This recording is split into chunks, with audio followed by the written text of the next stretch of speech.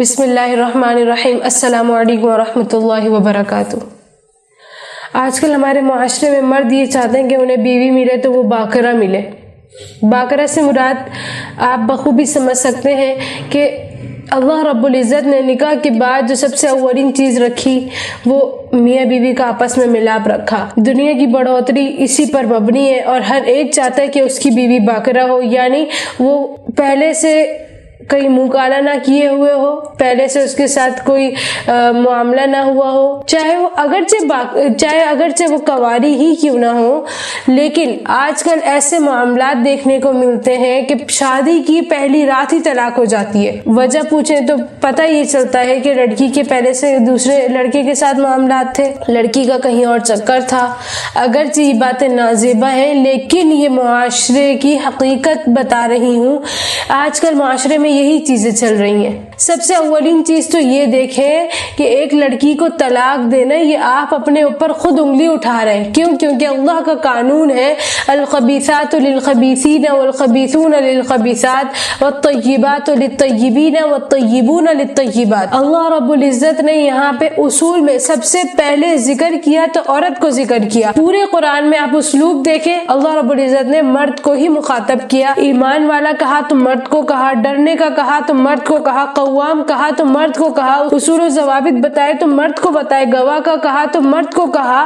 اللہ رب العزت نے ہر صورت میں نماز کا حکم آیا، روزے کا آیا، حج کا آیا، عمرے کا ہوا، جو صورتیں ہوئی سب سے پہلے آپ علیہ الصلوۃ والسلام کو مخاطب کر کے فرمایا مردوں کو یہ بات بتا دے، مردوں کو یہ کہہ دے۔ اللہ رب العزت نے جہاں بات پاک باز اور پاک بدبخت کی آئی، اللہ رب العزت نے وہاں پہ عورتوں کو مقدم کیا۔ کیوں؟ اللہ رب العزت بتانا چاہ رہے ہیں کہ جو پاک عورتیں ہوتی ہیں وہ پاک مرد کے لیے ہی ہیں۔ اگر بدبخت مرد ہے، ناپاک مرد ہے، اس کا کردار ہلکا ہے تو اس کو ہمیشہ کردار کی ہلکی عورت ہی ملے گی۔ اگر آپ اس کو طلاق دے رہے ہیں اس بنا پر کہ اس لڑکی کا پہلے سے چکر ہے تو یہ آپ اپنے اوپر انگلی خود اٹھا رہے۔ آپ اپنے گریبان میں جھانکیں، آپ اپنی ماضی میں جھانکیں کہ آپ سے تو کوئی ایسی خطا ضرور ہوئی ہوگی جس کی بنا پر اللہ رب العزت نے آپ کو ایسی عورت کے ساتھ جوڑا۔ آج کل ہمارے معاشرے میں یہ خیال بن چکا ہے، یہ ذہن بن چکا ہے کہ ایک عورت ہی بد کردار ہو سکتی ہے، اگرچہ مرد باہر سے زنا کر کے آ جائے لیکن وہ مرد پاک ہوتا ہے۔ ایسا نہیں ہے۔ اللہ رب العزت نے جب کوڑے لگانے کی باری آئی تو ایک مرد کے لیے بھی وہی سزا سنائی اور ایک عورت کے لیے بھی وہی سزا سنائی، نہ کہ عورت کی سزا کو بڑھوتری کے ساتھ بیان کیا، نہ مرد کی سزا کو قلت کے ساتھ بیان کیا، بلکہ اللہ رب العزت نے دونوں کی سزاؤں کو مقرر کیا کہ شراب پیے تو 80 کوڑے لگائے جائیں۔ یہ اجماع ہے، قرآن میں اس کا اسلوب نہیں ہے، احادیث میں اس کا اسلوب نہیں ہے۔ یہ صحابہ کے دور میں اجماع ہوا کہ شراب پینے پر 80 کوڑے لگائے جائیں گے۔ جب زنا کی باری آئی کہ اگر شادی شدہ مرد ہو یا عورت ہو دونوں کو رجم کیا جائے گا، یعنی سنسار کیا جائے گا، اگر کنوارے ہوں تو دونوں کو 100 کوڑے لگائے جائیں گے۔ اللہ رب العزت نے دونوں کے حکم میں ایک ہی جیسا اسلوب اختیار کیا۔ تو آج پھر ہم کون ہوتے ہیں ایک عورت کو جج کرنے والے کہ ایک عورت ہی بد کردار ہو سکتی ہے، مرد نہیں ہو سکتا۔ اسلوب اللہ رب العزت نے بتا دیا الخبیثات للخبیثین کہ ناپاک مرد بری عورتیں برے مردوں کے لیے ہیں، الخبیثون للخبیثات برے مرد بری عورتوں کے لیے ہیں۔ اللہ رب العزت نے یہاں پہ کھلا اسلوب بتا دیا ہے کہ اگر زندگی میں ایک لغزش بھی ہوئی تو آپ کی بیوی سے بھی ایک لغزش تو ضرور ہوئی ہوگی۔ اگر آپ پاک ہیں تو آپ کی بیوی بھی پاک ہے، لیکن یہ یاد رکھا جائے کہ وہ گناہ جو نادانستگی میں ہوئے، عدم توجہی کی بنا پر ہوئے اور اللہ رب العزت نے اس کے بعد آپ کو ہدایت دے دی، اللہ رب العزت نے اس کے بعد آپ کو توبہ سے نواز دیا، آپ کی توبہ کو قبول کر لیا، اس کے بعد آپ کو ایک پاک عورت ملتی ہے، اب آپ وہاں پہ شک و شبہ شک و شبہات نہیں کر سکتے کہ اللہ رب العزت نے اب بھی آپ کو ایک ناپاک اور بد کردار عورت سے ہی نوازا ہے. کیوں؟ کیونکہ کبھی اللہ رب العزت اپنے نیک بندوں کو دنیا میں ہی نعمتوں سے نواز دیا کرتے ہیں. رہی یہ بات کہ آپ کو ایک باقرہ چاہیے، تو سب سے اول بات تو یہ ہے کہ آپ اپنے آپ کو پاک کریں. جب تک آپ اپنے آپ کو پاک نہیں کریں گے آپ کو ایک پاک بیوی نہیں مل سکتی. آج ہمارا اسلوب کیا ہوتا ہے لڑکی کو ڈھونڈنے کا؟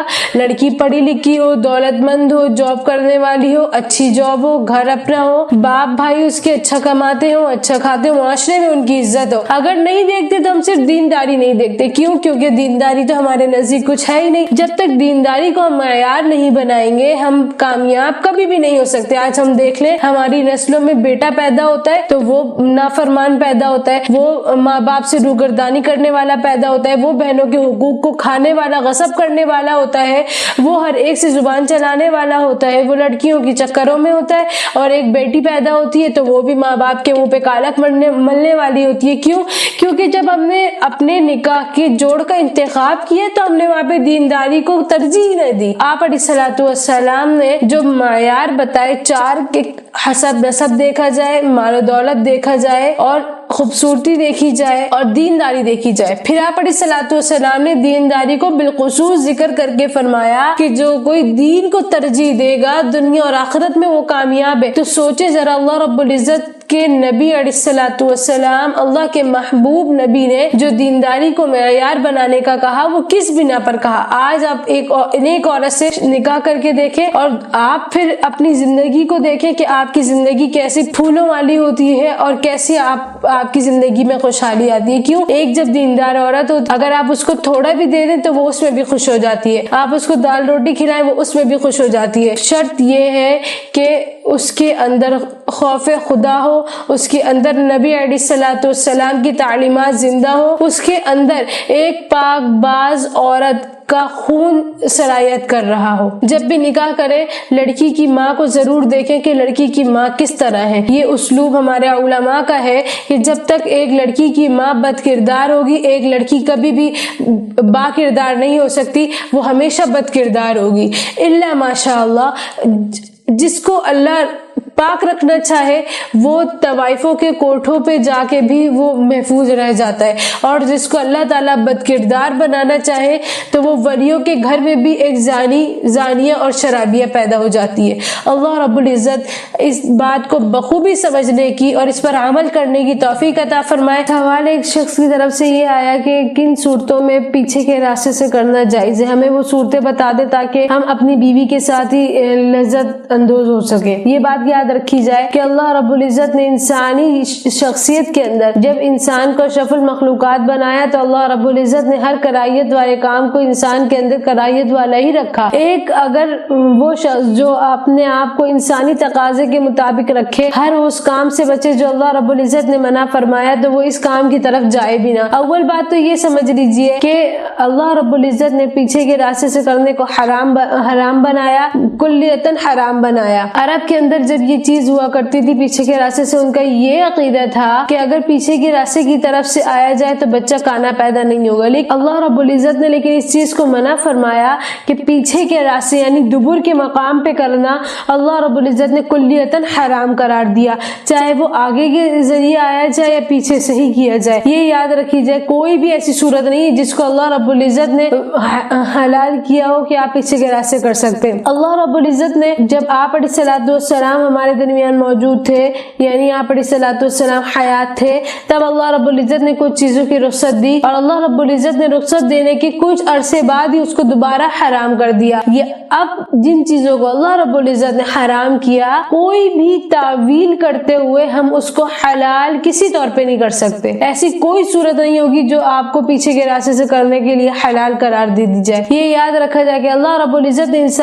انسانی شخصیت کے اندر ایک ایسی طبیعت رکھی ہے، انسانی طبیعت کے اندر ایسا ایک مادہ رکھا ہے کہ جو گندے کام ہیں، جو گندی چیزیں ہیں، اس کی طرف خود اٹریکٹ نہیں ہوتی انسانی طبیعت. ہاں الا ماشاء اللہ، کہ جس کو اللہ گمراہ کرنا چاہے، جس کو اللہ آزمانا چاہے، اس کو اللہ ان چیزوں میں مبتلا کر دیتے ہیں. رہی بات یہ کہ جو شخص اس کا مرتکب ہو گیا ہو، اب وہ کیا کرے؟ وہ خالصتاً اللہ رب العزت سے توبہ طائب ہو، اللہ سے سچے دل سے توبہ کرے. یہ یاد رکھا جائے کہ اپنے گناہوں کی تشہیر دوسروں کے سامنے ہرگز بھی نہ کرے. وہ لوگ جو آپ کے گناہوں کو ڈنڈورا پیٹنے والے ہوں، وہ لوگ جو آپ کے گناہوں کو آگے پھیلانے والے ہوں، کیونکہ اللہ رب العزت نے آپ کو یہ حق دیا ہے، آپ کا اپنے آپ پر یہ حق ہے کہ آپ اپنے گناہوں کو اپنے تک محدود رکھیں، صرف اللہ کے سامنے کھولے کہ میرے رب مجھ سے یہ خطا ہوئی، مجھ سے یہ گناہ ہوا، اب میرے اس گناہ کو، میری اس خطا کو آپ اپنی بارگاہ میں معاف فرما کر مجھے ایک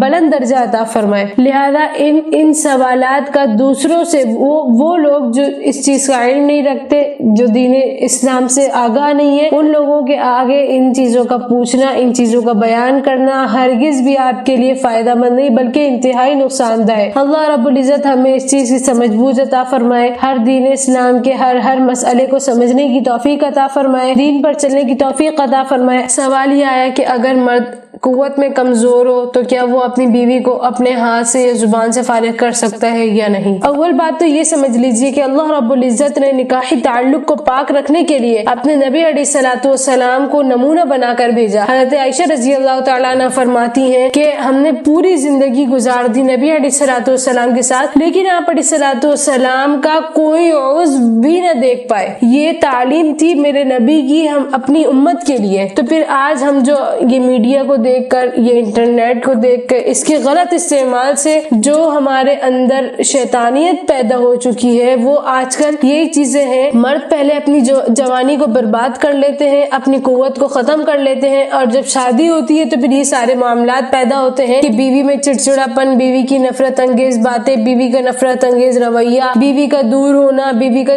جدا ہونا، طلاقیں ہونا، گھروں کا برباد ہونا، یہ ساری چیزیں تب پیدا ہوا کرتی ہیں. اول چیز تو مرد حضرات اپنی جوانیوں کو اور کنوارپن کو پاک کریں. جب تک وہ اپنے کنوارپن کو پاک نہیں کریں گے، ان کی شادی شدہ زندگی سہل نہیں ہوگی، خوشیوں والی نہیں ہوگی. جب ان کی شادی شدہ زندگی سہل اور خوشیوں والی نہیں ہوگی تو پوری کی پوری نسل برباد ہو جائے گی. جب ایک میاں بیوی کے درمیان طلاق ہوتی ہے تو صرف وہ ایک جوڑے کے اندر طلاق نہیں ہوتی، بلکہ دو خاندانوں کے درمیان جدائی ہوتی ہے، دو خاندانوں کے اندر تفرقہ پیدا ہوتا ہے، دو خاندانوں کے اندر نفرت پیدا ہوتی ہے. کیونکہ جب طلاق ہوتی ہے تو پھر لڑکی والے لڑکے والے سے نفرت کرنے لگ جاتے ہیں، اور لڑکے والے لڑکی والے سے نفرت کرنے لگ جاتے ہیں. اسباب پر غور نہیں کیا جاتا، اسباب پر فکر نہیں کی جاتی کہ ان اسباب کو ختم کیا جائے، ان اسباب کو دور کیا جائے، ان اسباب سے خلاصی اختیار کی جائے. رہی بات یہ کہ کیا ایک مرد اپنی بیوی کے ساتھ یہ معاملہ کر سکتا ہے یا نہیں، تو جیسا کہ میں نے پہلے یہ کہا کہ اللہ رب العزت نے نکاح کو ایک پاک تعلق بنایا، لہذا اس کو نکاح کو پاک ہی رکھا جائے. ویسے اللہ رب العزت نے جب نکاح دو لوگوں کے درمیان منعقد ہو چکا تو اب چاہے وہ بیوی شوہر کے سامنے برہنہ ہو کر آئے یا وہ کپڑوں کے ساتھ آئے یا وہ جس طرح کا معاملہ رکھے، اب ان کو اس پر گناہ کوئی نہیں ملنا. لیکن نبی علیہ الصلوۃ والسلام کی سنتوں سے دوری ہونا، نبی علیہ الصلوۃ والسلام کی تعلیمات سے دوری ہونا، یہ ہمارے لیے انتہائی مہلک ہے. اب رہی بات یہ کہ ایک مرد قوت میں کمزور ہو تو اب وہ بیوی کی شہوت کیسے پوری کرے، زبان کے ساتھ یا انگلی کے ساتھ؟ اول بات تو یہ سمجھ لیجیے کہ وہ زبان جو اللہ کے نام کی ادائیگی کرے، جو اللہ کا نام لے، جو نبی علیہ الصلوۃ والسلام کی سنتوں کو آگے پھیلائے، جو نبی علیہ الصلوۃ والسلام کی احادیث کو پڑھنے والی ہے، بار بار درود و سلام بھیجنے والی ہے، اللہ رب العزت کا کلمہ توحید پڑھنے والی ہے، اس زبان کو ہم ایک ناپاک اور گندی جگہ پہ کیسے لگا سکتے ہیں؟ یہ انسانی دماغ میں آنے والی بات ہے. اگر کوئی اس کو سمجھ سکے، اگر شیطان عقل پر پردہ نہ ڈالے، تو یہ ہر ایک کے ذہن میں یہ بات آنی چاہیے اور آ سکتی ہے کہ یہ چیز تو ہے ہی انتہائی کراہیت والی کہ ہم اپنی وہ چیز جس سے ہم کھاتے ہیں، جس سے ہم کلمہ ادا کرتے ہیں، جس سے ہم نبی علیہ الصلوۃ والسلام کی باتیں کرتے ہیں، ہم اس کو ایک ناپاک جگہ پر کیسے لگا سکتے ہیں؟ ہاں رہی بات انگلی کو استعمال کرنے کی، تو اگر بیوی بہت زیادہ شہوت والی اور ہمیں یہ خدشہ ہے کہ اگر ہم نے اس کی شہوت کو پورا نہیں کیا تو وہ اپنے شوہر سے ہٹ کر کسی نامحرم مرد سے اپنی شہوت کو پورا کرے گی، تو ہمیں تو اب اس شوہر کو چاہیے کہ وہ اپنی انگلی سے اس کی شہوت کو پورا کر دے، لیکن اس سے عورت کمزور ہوتی جاتی ہے اور مرد میں بھی قوت یہ انتہائی کم ہوتی جاتی ہے۔ لہذا مرد کو چاہیے کہ اپنی غذاؤں کا خیال رکھے اور اپنی جوانی کو محفوظ رکھے گندے طریقوں کو اپنانے سے۔ اللہ رب العزت ہمیں اس بات کو بخوبی سمجھنے کی اور عمل کرنے کی توفیق عطا فرمائے۔ اللہ رب العزت شیطانی چالوں سے ہمیں بچائے رکھے۔ ایک شخص کی طرف سے یہ سوال آیا کہ اگر بیوی مہینوں تک دور رہے، یعنی آپس میں ملاپ نہ کر پائے کسی مجبوری کی وجہ سے یا کسی بیماری کی وجہ سے، یا اس کو ملنے میں درد ہوتا ہو یا تکلیف ہوتی ہو یا ایسے کوئی روحانی مسئلہ ہو یا اور کوئی بھی مسئلہ ہو جس وجہ سے بیوی قریب نہ آنے دے، تو اب اس صورت میں شوہر کیا کرے؟ اول بات تو یہ سمجھ لیجئے کہ نکاح کے بعد فقط ایک ہی تعلق نہیں ہوتا جس کو پورا کرنا ضروری ہے، یعنی صرف دو جسموں کے ملاپ کا نام نکاح نہیں، بلکہ یہ ایک دو زندگیوں کو ایک کرنے کا نام ہے۔ یہ ایک پوری زندگی کو خوش اسلوبی سے نبھانے کا نام نکاح ہے، نسلوں کو پروان چڑھانے کا نام نکاح ہے، نسلوں کی بڑھوتری کا نام نکاح ہے، دو خاندانوں کے آپس میں جوڑ کا نام نکاح ہے۔ یہ یاد رکھا جائے کہ نکاح کے فوراً بعد بیوی سے اپنی اس طلب کا پورا کرنا یہ ضروری نہیں ہے۔ کسی حدیث میں نہیں ہے، قرآن پاک میں نہیں ہے کہ نکاح کے فوراً بعد اگر آپ نے اس عمل کو نہیں کیا تو آپ گنہگار ہوں گے۔ یہ بات یاد رکھی جائے کہ کبھی کبھی بیوی بہت کم عمر ہوا کرتی ہے جس کی وجہ سے اس کو اس عمل تک آنے میں دشواری محسوس ہوتی ہے۔ علماء یہ لکھتے ہیں کہ بیوی کو اس عمل پر رضامند کرنے کے لیے اس کے ساتھ پیار محبت کی باتیں کریں، اس کو اپنے قریب لائیں تاکہ جب آپ اس عمل کی طرف آنا چاہیں تو وہ پریشان نہ ہو، وہ چڑچڑی نہ ہو، وہ آپ سے نفرت نہ کرنے لگے۔ یہ بات یاد رکھی جائے کہ جب ایک دفعہ بیوی کے دل میں اس چیز کی طرف سے نفرت پیدا ہو گئی تو اب آپ اس کے دل میں کبھی بھی محبت نہیں ڈال سکیں گے۔ یہ ایک ایسا عمل ہے جو فطرتی تقاضے کے مطابق ہے۔ اگر اللہ رب العزت نے اس کے اندر یہ چیز کم رکھی ہے تو ایک مرد کو چاہیے کہ وہ اپنے نفس پر قابو رکھے اور آہستہ آہستہ خوش اسلوبی کے ساتھ اس کو اس عمل کی طرف لے کر آئے تاکہ نکاح کا جو تقاضا ہے وہ پورا ہو سکے۔ نکاح کے بعد صرف اس بنا پر کہ ہم بستری نہیں ہوتی ہے، صرف اس بنا پر کئی گھر برباد ہوا کرتے۔ کیوں؟ کیونکہ مرد اپنے اوپر قابو نہیں رکھ پاتے، مرد اپنے نفس پر قابو نہیں رکھ پاتے، جس کی وجہ سے گھر برباد ہو جایا کرتے ہیں۔ علماء یہ لکھتے ہیں کہ اگر ایک عورت آپ کو اپنا آپ نہیں دے رہی، اگرچہ یہ نکاح کے اصول کے مطابق نہیں ہے، نکاح کے تقاضے کے مطابق نہیں ہے، لیکن یہ یاد رکھا جائے کبھی مسائل دوسرے بھی ہوا کرتے ہیں۔ کہیں جادو کا مسئلہ ہوتا ہے، کہیں روحانی مسئلہ ہوتا ہے، کہیں جنات کا مسئلہ ہوتا ہے، کہیں ڈاکٹری مسئلہ ہوتا ہے۔ ان ساری چیزوں کو بھی مد نظر رکھا جائے۔ آج کل کے جو مرد ہیں وہ صرف اپنے نفس کو مد نظر رکھتے ہیں، نہ کہ ان سارے مسائل کو، اور جب ان سارے مسائل سے نظریں ہٹا لی جاتی ہیں تو گھر بھی برباد ہوتے ہیں، طلاقیں بھی وقوع ہوتی ہیں، طلاقیں بھی وجود میں آتی ہیں۔ یہ یاد رکھیں کہ نکاح کے بعد اصل مقصد گھروں کو بسانا ہے، نہ کہ دو جسموں کو ملنے کا ذریعہ بنانا۔ یہ یاد رکھیں کہ نکاح کے بعد بیوی اگر اس معاملے میں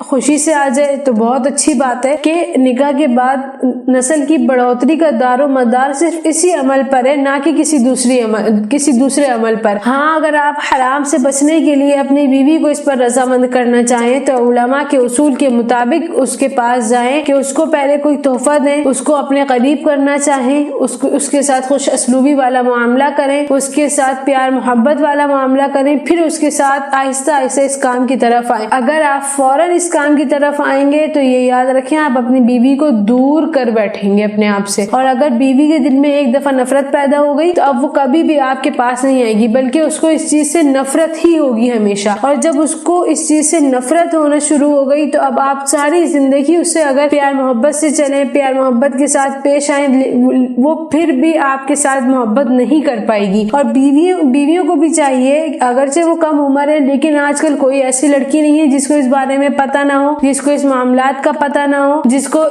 ان سارے کاموں کا پتہ نہ ہو۔ اللہ رب العزت کی طرف سے ہی یہ سارے معاملات ہیں، اور اللہ رب العزت ہر عورت اور ہر مرد کے دل میں ان چیزوں کو بٹھاتے ہیں، ان چیزوں کو پیدا کرتے ہیں۔ یہ یاد رکھیں اگر کوئی عورت آپ کے ساتھ اس طرح کا معاملہ کر رہی ہے تو آپ پہلے چھان پٹک کریں کہ آیا اس عورت کے ساتھ کوئی دوسرے مسائل تو نہیں ہے، یا وہ عورت خود سے جان بوجھ کر یہ معاملات کر رہی ہے. اگر جان کر رہی ہے تو پھر آپ اس کے ساتھ ڈانٹ ڈپٹ کریں, تھوڑی سختی سے پیش آئیں تاکہ وہ عورت آپ کے گھر میں بچ سکے.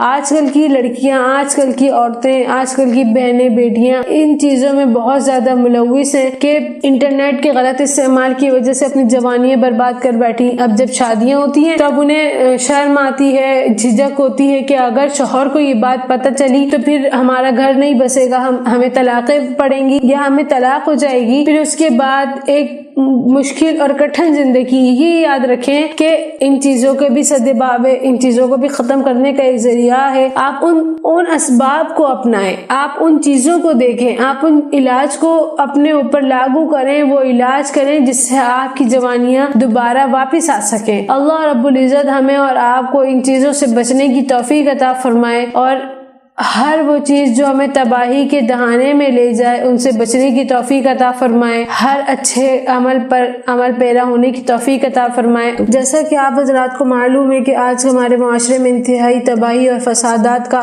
بول بالا ہے, فسادات کا چرچا ہے, ہر جگہ انٹرنیٹ کی فحاشی عام ہے. انٹرنیٹ کا غلط استعمال کی وجہ سے آج کل لوگوں نے اپنی جوانیاں برباد کر لی, اپنی قوت باہ برباد کر لی, اپنی نسلوں کو اس آگ میں جھونک دیا. کیونکہ انٹرنیٹ کا صحیح استعمال ہمیں پتہ نہیں, ٹی وی کا استعمال صحیح ہمیں پتہ نہیں, موبائل کا صحیح استعمال ہمیں پتہ نہیں, لیپ ٹاپ کا صحیح استعمال ہمیں پتہ نہیں, سوشل میڈیا کا صحیح استعمال ہمیں پتہ نہیں. جب تک ان چیزوں کا صحیح استعمال نہیں ہوگا تو ہم اسی طرح تباہی کے گڑھے میں جاتے رہیں گے, گرتے رہیں گے. سوال یہ آیا خاتون کی طرف سے کہ لڑکیوں کی شرمگاہ سے سفید پانی کیوں نکلتا ہے. اول بات تو یہ سمجھ لیجئے کہ ہر سفید پانی کو ہم منی کا نام نہیں دے سکتے. ہر شرمگاہ سے ہر نکلتے ہوئے سفید پانی کو ہم منی کا, مزی کا, لکوریا کا نام نہیں دے سکتے, بلکہ ہمیں اس کی حیت معلوم کرنی ہوگی. اس کی حیت معلوم کرنے کا طریقہ کیا ہے کہ لکوریا یہ ایک پانی کی شکل میں بالکل سفید ہوا کرتا ہے, بالکل سفید, جیسے چونا آپ سمجھ لیں, چونے کی حیت لے لیں, بالکل ایسے ہی سفید ہوا کرتا ہے. مزی لے لیں, مزی بھی تھوڑی اسی شکل کی ہوتی ہے لیکن اس میں تھوڑی سی رطوبت ہوتی ہے, یعنی تھوڑا سا گاڑھا پن ہوتا ہے. اور منی وہ بالکل گاڑی ہوا کرتی ہے. اور عورت اور مرد کی منی میں یہ فرق ہے کہ مرد کی جو منی ہے وہ بالکل سفید ہوتی ہے اور عورت کی منی میں تھوڑی سی پلاہٹ ہوتی ہے. اب یہ یاد رکھا جائے کہ ہم جب نکلتے ہوئے شرمگاہ سے نکلتے ہوئے پانی کو دیکھیں تو ہمیں ان میں فرق کرنا پڑے گا. اول بات تو یہ کہ جب ہم بالکل پتلا اور سفید پانی دیکھیں تو وہ لکوریا کی شکایت ہوگی. اب لکوریا کی شکایت میں یہ دیکھا جائے گا کہ وہ کب اور کتنی دیر میں ہو رہا ہے. اگر بہت زیادہ ہو تو وہ بیماری کی شکل میں چلا جائے گا, اگر وہ کم ہو تو پھر ہم یہ دیکھیں کہ وہ مزی ہے یا لکوریا ہے, کیونکہ مزی اور لکوریا میں ذرا سا فرق ہوتا ہے جو بہت زیادہ غور کرنے کے بعد ہمیں پتہ چلتا ہے. اب اگر وہ مزی ہے تو آپ کو اس کے لیے نیا اور تازہ وضو کرنا پڑے گا. اگر لکوریا ہے اور کم ہوتا ہے تو اس کے لیے بھی وہی قانون ہے جو مزی کے لیے کہ ایک نیا تازہ وضو کرنا پڑے گا ہر نماز کے لیے. مطلب یہ کہ اگر آپ نے ظہر کی نماز میں وضو کیا ہے اور عصر کی نماز میں بھی آپ کا وہ وضو برقرار ہے, لیکن پھر بھی آپ کو عصر کی نماز کے لیے نیا وضو کرنا پڑے گا. اب عصر میں کیا ہے, مغرب تک برقرار ہے, تو مغرب کے لیے آپ کو دوبارہ سے نیا وضو کرنا پڑے گا. خلاصتاً بات یہ کہ ہر نماز کے لیے آپ کو ایک الگ وضو کرنا پڑے گا. لیکن یہ یاد رکھا جائے کہ ایک فرض نماز کی بات ہو رہی ہے, نوافل کی نہیں, کہ اگر فجر سے لے کر ظہر تک آپ کا وضو ہے, بیچ میں آپ کوئی بھی نوافل پڑھیں, قرآن پڑھیں, تسبیحات پڑھیں, کوئی بھی ذکر اذکار کریں, اس کے لیے آپ کو نیا وضو نہیں کرنا پڑے گا. دوسری بات یہ کہ آج کل کی لڑکیاں جن کی شادی نہیں ہوتی یا جن کے شوہر شہروں سے باہر ہوتے ہیں, ملک سے باہر ہوتے ہیں, اب جن کو اپنے اندر خواہشات کی اتنی طلب ہوتی ہے کہ وہ پورا نہیں کر پاتی, اب وہ اپنے آپ کو خود سے فارغ کرنا چاہتی ہیں, جس کی وجہ سے ان کی شرمگاہ سے منی نکل آتی ہے یا مزی نکل آتی ہے.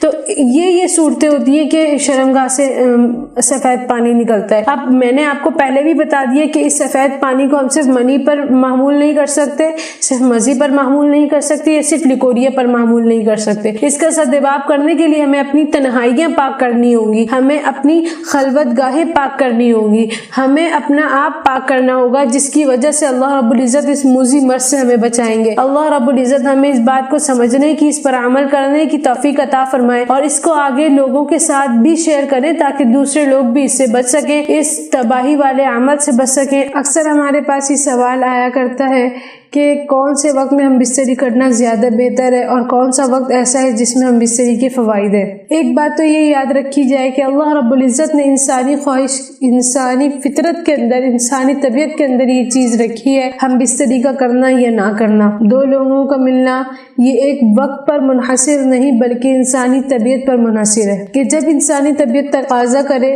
ملنے کا اس وقت ملا جائے, وہی وقت سب سے بہترین ہے. لیکن اگر ہم سنت رسول صلی اللہ علیہ وسلم کو دیکھیں تو ہمیں آپ علیہ الصلوۃ والسلام کی سیرت مبارکہ سے دن بھی مخصوص ملتے ہیں, اوقات بھی مخصوص ملتے ہیں, ہمیں ایک پورا نمونہ ملتا ہے کہ جس مطابق ہم اپنی زندگیوں کو گزاریں. جب ہم نے آپ علیہ الصلوۃ والسلام کی زندگی پر نظر ڈالی تو ہمیں آپ علیہ الصلوۃ والسلام کا فرمان ملا کہ جمعرات کی شب میں کیا جائے, یعنی جمعرات کی شب کے اندر یہ معاملہ کیا جائے تاکہ جمعے کو جو غسل ہو وہ ایک جمعے کے لیے بھی غسل ہو جائے اور پاکی والا غسل بھی ہو جائے. اب دیکھیں, یہ یاد رکھیں, ایک ہمارا عمل ہوتا ہے وہ جو ہم خود کریں, ضرورت کی بنا پہ کریں, ایک وہ عمل جو آپ علیہ الصلوۃ والسلام نے بتایا. اب ضرورت کا عمل تو وہ بھی ہے جو ہم نے کرنا ہے, ایک وہ عمل بھی ہمارے لیے ضروری ہے جو آپ علیہ الصلوۃ والسلام کا بتایا ہوا ہے. تو اب ہم ان دو طریقوں کو ملا کے اپنی اس ضرورت کو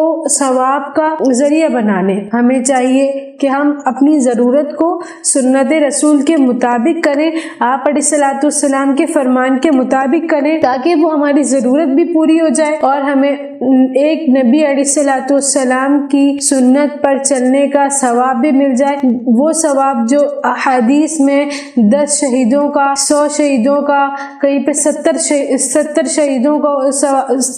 شہیدوں کا ثواب ملنے کے برابر ہے, اور کہیں اتنا ثواب ہے کہ ہاتھ پہ انگارہ لے کر چلنے کے برابر. یعنی آپ علیہ الصلوۃ والسلام نے یہ بات فرمائی کہ اللہ کی راہ میں ایک انگارہ اٹھانے کے برابر جو تکلیف کی وجہ سے ہمیں ثواب ملتا ہے, وہی ثواب ہمیں ایک سنت پر عمل کرنے سے بھی ملے گا. دوسری بات یہ کہ وہ وقت جس وقت انسانی طبیعت کے اندر یہ تقاضا ہو کہ اپنی بیوی سے ملا جائے, وہ وقت بہترین ہے کہ آپ حرام کام سے بچے, حلال کام میں ملوث ہوئے, حلال کام کے مرتکب ہوئے, حلال کام کے کرنے والے بنے. اب اللہ رب العزت آپ کو یہاں پہ 3 اجر دے گا. ایک اجر اس وجہ سے کہ آپ کے دل میں جب خیال جاگا کسی نامحرم کو دیکھ کے تو آپ نے اپنی نظر جھکا لی. دوسرا ثواب یہ کہ آپ ایک حرام کام سے بچے. اگر آپ کے دسترس میں تھا حرام کام کا کرنا بھی لیکن آپ نے اس حرام کام کو چھوڑ کر حلال کام کی طرف گئے, ایک اجر اس حرام کام سے بچنے کا. ایک تیسرا اور بہترین اجر یہ کہ آپ نے اپنی بیوی کے حقوق کو پورا کیا, آپ نے اپنی بیوی کو اس کا حق دیا, نکاح کا جو تقاضا تھا آپ نے اس نکاح کے تقاضے کو پورا کیا. یہ سارے اجر اللہ رب العزت آپ کو دیں گے. اور علماء کہتے ہیں, اکابرین کہتے ہیں کہ تہجد کے بعد کا وقت بھی ہم بستری کے لیے بہترین ہے کہ جب فجر کی نماز کا وقت ہو اس سے پہلے غسل کر لیا جائے تاکہ ہماری فجر بھی قضا نہ ہو, اور اس وجہ سے انسان جلدی اٹھ کر فجر کی نماز بھی وقت پہ ادا کر لیا کرتا ہے. کبھی سستی ہوتی ہے کہ ہم چلو بعد میں پڑھ لیں گے, لیکن ڈر یہ ہوتا ہے کہ کہیں ہماری نماز نہ نکل جائے, ہمیں دیر نہ ہو جائے. اس وجہ سے انسان جب جلدی اٹھ کر غسل کر کے نماز بھی ادا کر لیتا ہے, ایک یہ اجر کا باعث بن جاتا ہے. دوسری بات یہ کہ جب نامحرم کو دیکھ کر آپ کے دل میں اشتیاق پیدا ہو اس کے ساتھ ہم بستری کا, تو آپ علیہ الصلوۃ والسلام کے عمل سے یہ بات ثابت شدہ ہے کہ آپ اپنے گھر والی کے پاس جائیں اور اس سے ہم بستری کریں, لیکن وہاں پر گمان کسی نامحرم عورت کا نہ رکھیں کہ یہ نامحرم عورت کا گمان رکھنے سے وہ ہم بستری آپ کے لیے باعث اجر و ثواب نہیں بلکہ باعث ہلاکت بن جائے گی. کیونکہ جب کسی نامحرم عورت کو گمان کیا جائے اپنی بیوی کے ساتھ ہم بستری کرتے ہوئے تو وہ ہم بستری زنا زنا کے درجے میں چلی جاتی ہے، زنا بن جاتی ہے، تو بجائے ہمیں اجر و ثواب ملنے کے وہی چیز ہمارے لیے ہلاکت کا ذریعہ بن جائے گی۔ اللہ رب العزت ہمیں اس چیز کو سمجھنے کی اور اس کو آگے پھیلانے کی توفیق عطا فرمائے، بد نظری سے بچائے اور تمام فسادات سے بچائے۔ السلام علیکم ورحمۃ اللہ وبرکاتہ۔